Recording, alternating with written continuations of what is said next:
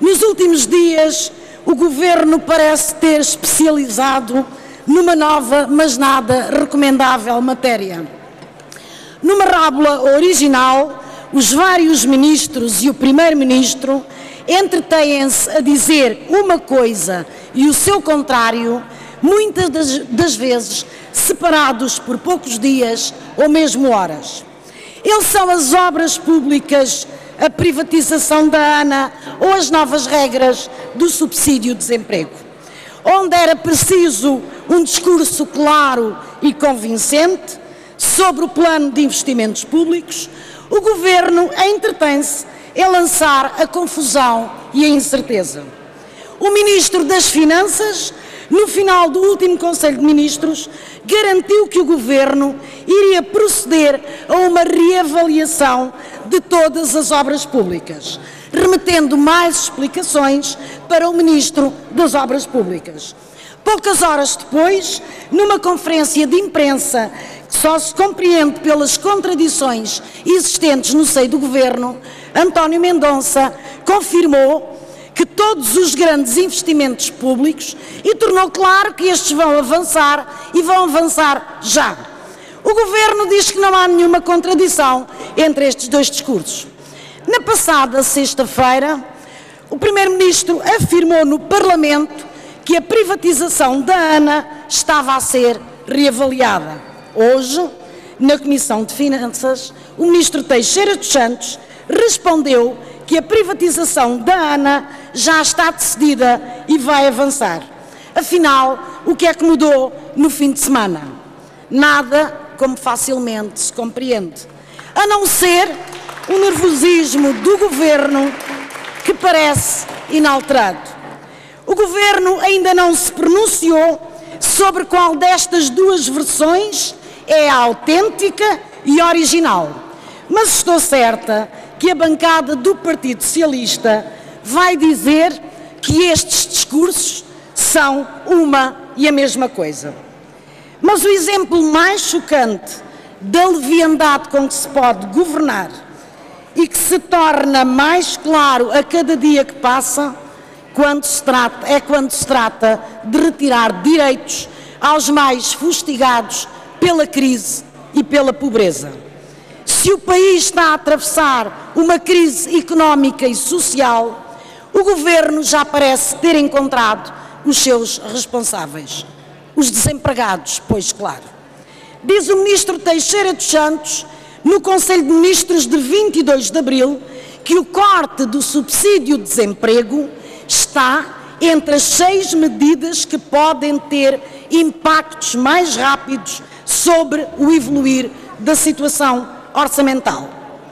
Quem parece ter estado pouco atenta a estas conferências de imprensa e decisões do Conselho de Ministros é a Sra. Ministra do Trabalho, que ainda há 2 dias afirmava que medidas como esta não visam gerar poupanças, mas aumentar o emprego, e que o seu impacto orçamental é reduzido.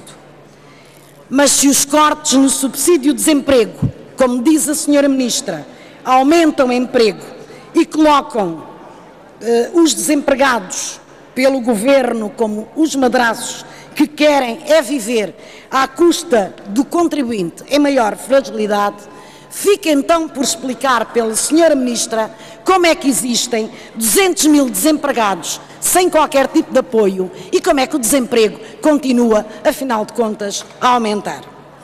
Mas o Governo não está preocupado com o impacto social desta medida, da qual o Primeiro-Ministro garantiu no último debate quinzenal que não tem nenhum estudo e que ainda hoje também o Sr. Ministro das Finanças voltou a dizer que não sabe os dados e não revelou os números desta medida concreta. O Sr. Ministro não sabe porque o Sr. Ministro não quer saber esses dados.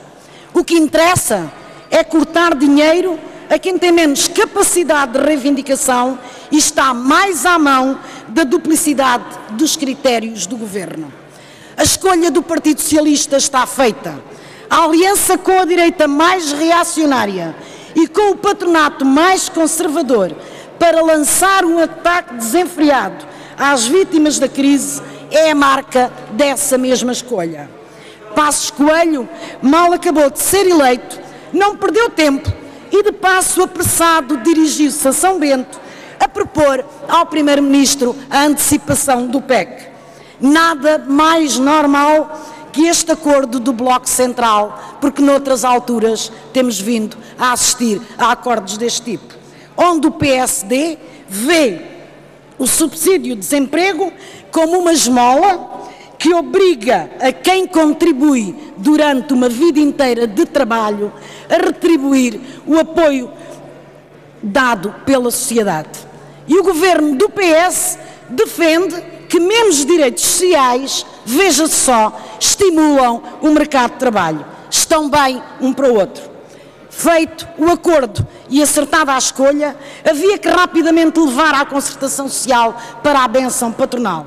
Obviamente que os patrões estão de acordo com este PEC e com os cortes ao subsídio de desemprego e a perseguição aos mais fracos. Ouvimos as confederações patronais dizerem que é pouco, dizer que os desempregados deveriam ser obrigados a trabalhar e sem direito a deslocações, sequer quando o trabalho é longe da sua residência, desde que ganhem o salário mínimo nacional.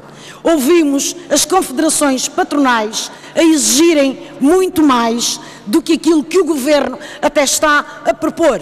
E hoje, com certeza, com a sua bênção, vamos ter um acordo na concertação social que vai fragilizar, de facto, aqueles que são os mais frágeis dos frágeis.